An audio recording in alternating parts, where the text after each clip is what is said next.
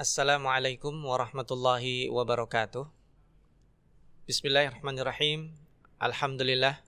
Alhamdulillahilladzi hadana lil-Islam wa akramana bil iman wa faddalana bil Qur'an. Allahumma salli wa sallim wa barik ala nabiyyina Muhammadin sallallahu alaihi wasallam wa ala alihi wa ashabihil kiram, amma ba'd. Sahabat Gema Insani yang berbahagia, bersyukur kepada Allah Subhanahu wa taala kita diberikan segala kenikmatan oleh Allah Subhanahu wa taala yang tentu tidak bisa kita hitung, karena memang tugas kita bukanlah untuk menghitung nikmat Allah tetapi untuk mensyukurinya. Sahabat Gema Insani, kita pada kesempatan kali ini insyaallah akan mendiskusikan tentang tingkatan amal yang secara literal kita bisa lihat di dalam surat Al-An'am. Allah Subhanahu wa taala berfirman, a'udzubillahi minasyaitonirrajim, walikullin darajatim mimma amilu wama rabbuka bighafilin amma ya'malun. Setiap segala sesuatu itu ada tingkatannya, dan Allah Subhanahu wa taala tidaklah mengabaikan apa yang dikerjakan oleh mereka. Siapakah mereka? Mereka adalah orang-orang yang mendustakan. Mereka adalah orang yang lalai terhadap apa yang disampaikan oleh para rasul, khususnya adalah Nabi Muhammad sallallahu alaihi wasallam. Di dalam surat Al-An'am ini, Allah Subhanahu wa taala bahkan kemudian mentalkin rasulnya. Kalau kita lanjutkan di firman Allah masih di surat Al-An'am ayat 135, beberapa ayat setelahnya itu Allah katakan qul. Artinya Nabi Muhammad sallallahu alaihi wasallam di sini diperintahkan untuk menyampaikan kepada kaumnya, ya qaumi i'malu ala makanatikum inni 'amil. Jadi ini menarik, sahabat Gema Insani. Rasulullah Sallallahu Alaihi Wasallam diperintahkan untuk mengatakan kepada kaumnya, katakan, berbuatlah. Dan di saat yang sama beliau juga mengatakan, inni amil, aku berbuat. Nah, ini ada dua pokok bahasan kita. Yang pertama, kita memahami adanya derajat dan tingkatan amal, dan yang kedua, adanya perlunya bagi seseorang termotivasi untuk melakukan, dan di saat yang sama dia tidak boleh hanya mengatakan saja dan dia tidak melakukan, no action, hanya talk only saja. Nah, sahabat Gema Insani, pada pesan-pesan penting di dalam ayat ini terkait dengan derajat atau terkait dengan tingkatan, kita bisa lihat bahwa baik sebagaimana perbuatan yang positif itu berbeda-beda, bertingkat-tingkat, demikian juga perbuatan yang buruk. Biasanya Al-Quran menggunakan kata darajat untuk tingkatan yang baik. Kemudian Al-Quran juga menyebut darokat untuk tingkatan yang buruk. Tetapi di ayat ini Allah Subhanahu wa taala menggambarkan darajat setelah menyebutkan konteksnya adalah konteks yang negatif. Itu menandakan apa? Menandakan Allah ingin menarik keluar setiap orang yang terjerembab dalam perbuatan buruknya, agar jangan sampai dia semakin jatuh ke darokat, ke tangga-tangga yang lebih buruk lagi ke bawah. Makanya sahabat Gema Insani, datangnya bulan Ramadan itu adalah peluang kebaikan. Datangnya bulan Ramadan adalah sebagaimana datangnya pagi setiap hari. Di setiap pagi Allah Subhanahu wa taala bersumpah di dalam surat At-Takwir, a'udzubillahi minasyaitonirrajim, was-subhi idza tanaffas. Demi waktu subuh ketika bernafas. Memang di situ diartikan menyingsing, sahabat Gema Insani, tetapi faktanya tanaffas dipersonifikasikan seolah fajar itu bernafas. Mengapa Allah Subhanahu wa taala memberikan nafas-nafas pagi bagi semua orang? Karena start from-nya semua kita adalah sama.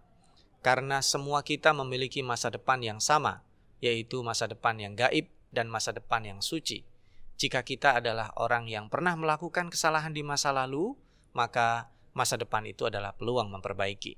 Jika kita pernah punya prestasi di masa lalu, maka masa depan adalah peluang untuk merise up, untuk menaikkan. Maka demikian juga di ayat ini kalau kita lihat, setiap segala sesuatu dan setiap orang itu memiliki kesempatan naik. Makanya bahasa Al-Qur'annya darajat, bukan darokat. Kalau darokat itu tingkatan keburukan pasti. Sama-sama zalim, kezaliman Fir'aun berbeda dengan kezaliman Abu Jahal, berbeda dengan kezaliman Jalut. Tetapi kemudian Allah tidak ingin membicarakan itu. Allah ingin membicarakan walikullin darajatun. Darajat itu adalah tingkatan yang ke atas. Artinya, seandainya hari ini Anda, wahai para pelaku dosa, wahai para durjana, wahai orang-orang yang berada dalam kubangan keburukan, ada potensi Anda untuk naik ke atas. Jangan diteruskan Anda untuk turun ke bawah. Maka potensi naik ke atas itu selaras dengan yang disampaikan Rasulullah sallallahu alaihi wasallam, ya baghiyal khairi aqbil wa ya baghiyasy syarri aqsir. Bulan Ramadan, wahai para pemburu kebaikan, ini kesempatan Anda untuk mengejarnya. Dan wahai para pelaku dosa, sejenak berhentilah. Barangkali ini adalah saatnya Anda melompat naik ke atas. Itulah makna di ayat yang kita tadabburi yang pertama. Lalu apa makna adanya darajat dan peluang kebaikan ini? Barangkali sahabat Gema Insani bertanya-tanya, adanya pandemi ini menunjukkan kita ketahanan, memiliki mental, memiliki spirit yang harus luar biasa dibanding masa yang lainnya. Dan lebih dari itu kita lihat ternyata tidak sedikit orang-orang yang baik, orang-orang yang berjasa bagi umat, bagi bangsa ini justru dipanggil oleh Allah duluan. Kenapa yang tidak dipanggil itu orang-orang yang berbuat kerusakan, yang mungkin setiap wajahnya tampil di media kita itu merasa nek gitu. Kenapa yang dipanggil justru orang-orang baik? Barangkali pertanyaan itu, ya, para sahabat Gema Insani dan tentunya para generasi muda, barangkali kita tidak boleh suudzon dulu. Justru Allah Subhanahu wa taala mengambil orang-orang baik itu selesai misinya. Dan orang-orang yang dalam tanda kutip kita suka klaim mereka menjadi orang yang tidak baik, itu diberi kesempatan tadi itu, walikullin darajatun mimma amilu. Jadi mereka itu menuju kepada tingkatan-tingkatan ke bawah, ya, untuk terjun ke bawah, dan itu lebih cepat, lebih menyakitkan. Tetapi Allah memberi kesempatan mereka menyebut frasa darajat itu supaya mereka naik pelan-pelan ke atas, karena tidak mungkin langsung melompat ke atas. Dan itu juga terjadi pada setiap kita. Di setiap bulan Ramadan, keinginan orang menjadi baik itu dirasakan oleh semuanya. Makanya kalau kita ingin melihat kondisi bagaimana semua orang ingin baik pada 1, 2, 3 hari pertama di bulan Ramadan, itu kita bisa melihat. Kalau tidak di era pandemi, masjid-masjid pasti penuh. Orang-orang berlomba-lomba untuk mendatangi masjid. Kenapa? Karena semua menginginkan kebaikan. Tetapi kebaikan-kebaikan itu akan tereduksi pada waktunya karena mereka tidak siap sebelumnya, belum melakukan pemanasan. Sederhana saja, coba kita lihat jauh-jauh sebelum bulan Ramadan, siapa yang lebih siap menyambut bulan Ramadan? Importir kurma lebih siap, karena dia sudah menyediakan kurmanya, sahabat Gema Insani. Insan perfilman, para sineas lebih siap, karena sudah menyediakan sinetron-sinetron dan tontonan-tontonan yang akan dilihat oleh umat Islam di bulan Ramadan. Sementara, mohon maaf, mohon izin, kita itu termasuk saya, umat Islam, rata-rata hanya menunggu sidang isbat. Dan itu, na'udzubillah, kita kalah oleh orang-orang yang menyambut bulan Ramadan dengan pendekatan profitable. Sementara kita diberi bulan Ramadan adalah dengan segala kebaikan. Kita dibeli bulan Ramadan sebagaimana diberi setiap pagi oleh Allah, wasubhi idza tanafas tadi. Jadi tidak ada judulnya orang yang putus asa setiap hari. Jika saya berdosa, tidak ada yang tidak bisa diperbaiki. Jika saya berprestasi, tidak ada yang membuat saya harus sombong. Karena kita berpacu dengan diri kita. Karena kita patokan berprestasi itu tadi adalah darajat. Kita naik, tidak pernah puas karena darajat itu di situ menggunakan isim nakirah. Nakirah di dalam tata bahasa Arab itu liddilalah alal kathrah atau liddilalah alal qillah. Itu untuk menunjukkan adanya limitless. Karena derajat itu tidak ada yang tahu. Kemuliaan yang Allah janjikan kepada para pelaku kebaikan hanya Dia yang tahu. Sahabat Gema Insani, kita berdoa hanya kemampuan kita berusaha. Karena itu Rasulullah Shallallahu Alaihi Wasallam dipesankan oleh Allah Subhanahu Wa Taala untuk tetap fokus dalam berdakwah. Lihatlah mengapa di dalam beberapa surat Al-Quran, terkhusus kalau kita lihat di lembaran ketiga setelah Al-Fatihah, Al-Baqarah, di ayat berikutnya dikatakan apa? A'udzubillahi minasyaitonirrajim. Innalladzina kafaru sawa'un 'alaihim a'andzartahum am lam tundzirhum la yu'minun. Wah, itu di situ diberikan gambaran. Sesungguhnya orang-orang yang kafir itu sawaun alaihim, sama bagi mereka, tapi tidak sama bagi Nabi Muhammad yang mendakwahkan, tidak sama bagi para penerusnya yang terus ingin memperbaiki. Karena hari ini kita sampaikan ditolak, kita sampaikan lagi, ditolak, kita sampaikan lagi, ditolak, bahkan dikriminalisasi dan sebagainya. Sawaun alaihim, bagi mereka sama, tapi bagi para pelaku dakwah tentu tidak sama. Maka sahabat Gema Insani, semangat walikulin darajat ini, darajat, tingkatan ini, saya ingin mengambil spiritnya dari yang disampaikan oleh Rasulullah Sallallahu Alaihi Wasallam. Beliau bersabda, sebuah hadis yang diriwayatkan oleh Abu Dzar Al-Ghifari, la tahqiranna minal ma'rufi syai'a walau an talqa akhaka biwajhin taliq. Janganlah engkau menyepelekan perbuatan baik yang engkau kerjakan, sekalipun sekedar melalui bibir ini tersenyum, menjumpai saudara kita dengan tersenyum. Ini dikuatkan dengan hadis Tirmidzi lainnya. Rasulullah Shallallahu Alaihi Wasallam bersabda, tabassumuka liwajhi akhika laka sadaqah. Senyummu kepada saudaramu itu adalah merupakan sedekah yang sangat luar biasa. Kita lihat kenapa pentingnya Rasulullah mengatakan la tahqiranna minal ma'rufi syai'a. Jangan sepelekan perbuatan baikmu sekalipun hanya sekedar tersenyum. Karena kita malu loh. Kita kadang menyepelekan perbuatan baik. Sahabat Gema Insani, coba ada perbuatan baik yang kelihatannya sepele tapi diabadikan Al-Qur'an. Di mana? Coba kita lihat di dalam surat An-Naml. Ketika seekor semut yang pada waktu itu mendengar Nabi Sulaiman bersama bala tentaranya akan memasuki lembah itu, dia mengatakan, hatta idza atau ala wadin namli qalat namlah. Namlah di sini penanggung jawabnya, ratu dari koloni semut mengatakan, qalat namlatu ya ayyuhan namlu dkhulu masakinakum la yakhtimannakum Sulaiman wa junuduhu wa hum la yash'urun. Dia memperingatkan, wahai para koloniku, ayo masuk ke dalam sarang-sarang kalian, agar jangan sampai Sulaiman itu menginjak kalian sementara dia tidak terasa. Subhanallah, seekor semut diabadikan kisahnya di dalam Al-Quran karena melakukan kelihatannya sepele. Dia cuma mengingatkan sesuatu kepada kaumnya agar terhindar dari kerusakan oleh pelakunya yang tidak menyadari itu. Kalau hari ini kita melihat ada potensi kerusakan yang pelakunya menyadari itu, tentu lebih wajib. Maka ada di dalam hadis lagi juga, imatatul adza anit tariq sedekah. Membuang duri di jalanan itu kenapa dianggap sedekah? Spiritnya mungkin ada paku kecil atau paku paku payung. Ya, kelihatannya tidak membahayakan karena di pojok. Itu ada potensi kecil itu kita singkirkan, sedekah. Barangkali itu sedekah itu. Dan begini, spiritnya itu kita sedang tidak menumpuk kumulasi amal. Kita juga sedang tidak memperbanyak amal atau kemudian mengejar yang terbaik. Tetapi yang kita kerjakan spiritnya adalah bahwa kita ini berbuat karena Allah Subhanahu wa taala. Spirit ini nanti akan menghasilkan radiyatan mardiyah. Di dalam Al-Quran, spirit amal kita itu bukan untuk masuk surga saja. Sekalipun meminta surga itu boleh, tapi bukan melalui amal kita. Karena kita tidak akan bisa menggadaikan surga, tidak akan bisa mendapatkan surga. Karena Rasulullah Shallallahu Alaihi Wasallam bersabda, tidaklah semua anak Adam itu masuk surga karena amalnya. Kan Rasul ditanya, hatta anta ya Rasulullah? Iya, sampai aku pun tidak masuk surga karena amalku. Itu karena rahmat Allah Subhanahu Wa Taala. Maka bayangan kita nih, saya mau jadi orang hebat. Orang hebat itu sederhana.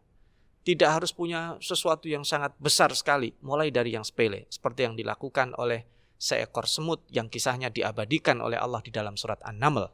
Itu dijadikan nama surat bahkan. Luar biasa. Jadi ini adalah spirit bagi kita bagaimana melakukan kebaikan dan kemudian mengubahnya menjadi prestasi, dan pelan-pelan kita meniti derajat kemuliaan yang dibangun oleh Allah Subhanahu wa taala untuk kita. Lihatlah apa yang dikatakan Allah ketika membagi 3 golongan manusia di hari kiamat. Pada saat hari kiamat datang, Allah mengatakan, "Idza waqa'atil waqi'ah laisa liwaq'atiha kadzibah, khafidatur rafi'ah." Hari kiamat itu merendahkan orang, menghinakan orang, dan rafi'ah, menaikkan derajat orang. Menarik. Siapa yang direndahkan, siapa yang dinaikkan. Seperti hari ini. Kenapa darajat? Padahal itu berbicara tentang konteks amal yang buruk. Karena Allah menginginkan setiap kita naik ke sana. Dan Allah menjelaskan ternyata 3 golongan yang disebut dalam surat Al-Waqi'ah itu ada disebut Ashabul Yamin, ada disebut dengan Ashabul Shimal, Ashabul Yamin disebut Ashabul Maimanah, Ashabul Shimal disebut Ashabul Mash'amah, golongan kanan, golongan kiri. Harusnya kan 2 itu ya. Tapi karena Al-Quran menyebut wa kuntum azwajan thalatha, ada 1 golongan yang menarik untuk kita jadikan spirit berprestasi. Allah menyebut as-sabiqun as-sabiqun, yaitu orang-orang yang disebut muqarrabun, dekat dengan Allah, dan dikatakan di situ apa? Thullatum minal awwalin wa qalilum minal akhirin. Ternyata yang berprestasi itu kebanyakan orang terdahulu. Sementara hari ini orang-orang yang datang belakangan itu lebih sedikit berprestasi. Tapi bukan berarti kita kalah dengan orang-orang sebelum kita. Faktanya Nabi Muhammad SAW adalah Rasul yang terakhir, tapi dia menjadi yang terbaik. Jadi khususnya sahabat Gema Insani yang masih muda, jangan terlena dengan usia. Tua dan muda itu ukurannya bukan biologis. Kalau saya ditanya, Ustadz masih muda atau udah tua? Ya tergantung saya mau dibandingin siapa. Kalau dibandingin orang yang lebih tua dari saya masih muda. Kalau dibandingin orang yang lebih muda dari saya akan merasa tua. Jadi muda dan tua itu adalah bukan pada bilangannya, bukan pada kuantitasnya, tetapi lebih kepada nilainya. Maka derajat tadi itu bukan pada banyaknya amal, tapi pada sportivitas kita, semangat kita dalam fastabiqul khairat, yang mentality kita adalah, spiritnya adalah mencari ridha Allah Subhanahu wa taala. Dan yang paruh kedua yang tadi yang Al-Fakir bacakan ya. Kenapa Allah meminta Rasulullah SAW dengan mengatakan kul, katakan. Katakan, kenapa disuruh berbuat masing-masing ala makanatikum inni amil. Ya masing-masing kita tidak sama. Ada orang yang punya harta, dia berbuat dengan hartanya. Ada orang punya ilmu, dia berkontribusi dengan ilmunya. Ada orang punya tenaga, berkontribusi dengan tenaganya. Ada orang, dia merasa tidak punya apa-apa, kontribusinya diam, tidak mengganggu. Luar biasa. Falyakul khairan aw liyasmut. Kadang disebut kontribusi itu diam.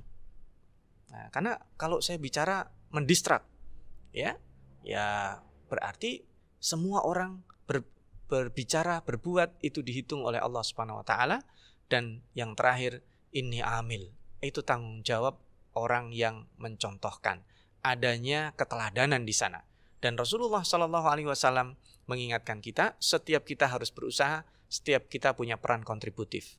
Sebagai kata kunci pada pertemuan kita, setiap amal itu ada tingkatannya, maka mental yang perlu kita bangun adalah kita berbuat ini dengan pola-pola fikir kontributif atau dengan pola-pola fikir eksploitatif. Kalau kita berbuat untuk mendapatkan how to get, ya, bagaimana saya mendapatkan untung, bagaimana ini menaikkan harta saya, menaikkan follower saya, maka itulah disebut dengan pendekatan eksploitatif. Tapi Allah Subhanahu wa taala mengajarkan kita melalui nabinya tadi di surat Al-An'am, Nabi Muhammad berbuatlah karena kita berpikir untuk berbagi, berpikir untuk punya kontribusi, maka Rasulullah SAW suruh mereka berbuat, tapi kamu berbuat. Makanya di situ ini amil, aku juga berbuat. Karena perbuatan aku nanti aku pertanggungjawabkan, perbuatan kalian pertanggungjawabkan. Dan tingkatan-tingkatan ini, amalan-amalan ini semua ada momennya. Setiap kita diberi kesempatan yang sama. Hari ini, pagi ini, subuh, mungkin waktunya berbeda-beda, tapi semua orang diberi kesempatan sama untuk memperbaiki apa yang telah lalu, dan pada faktanya kemudian tidak semua orang menggunakan kesempatan tersebut. Maka pada saat kita diberikan kesempatan oleh Allah Subhanahu wa taala, itu bermakna bahwa Allah menginginkan kebaikan bagi kita. Maka sahabat Gema Insani, jangan sia-siakan tua, muda, sehat, sakit, dalam kondisi sibuk, dalam kondisi longgar, masing-masing kita punya kondisi. Dan setiap kita harus berbuat pada kondisi apapun. Dan perbuatan kita itu bukan sekedar berbuat, tapi yang kita ingat sebagaimana kita sholat Kita buka sholat kita dengan takbir kepada Allah, kita besarkan Allah Subhanahu wa ta'ala. Mudah-mudahan yang sedikit ini bermanfaat untuk menginspirasi kebaikan dan melahirkan kebaikan berikutnya. Insya Allah dengan peluang kebaikan yang Allah berikan setiap hari dan juga setiap pekan dan juga setiap bulan serta datangnya bulan Ramadan adalah membuat kita berhenti sejenak. Barangkali ini kesempatan kita dan jadikan bulan Ramadan adalah kesempatan terakhir kita sehingga kita bisa memaksimalkan kebaikan ini. Mudah-mudahan kebaikan kita diterima oleh Allah, menginspirasi lahirnya kebaikan kita, juga orang-orang yang ada di sekitar kita. Sahabat Gema Insani, terima kasih atas perhatian. InsyaAllah berjumpa kembali dalam kesempatan yang lain. Wassalamualaikum warahmatullahi wabarakatuh.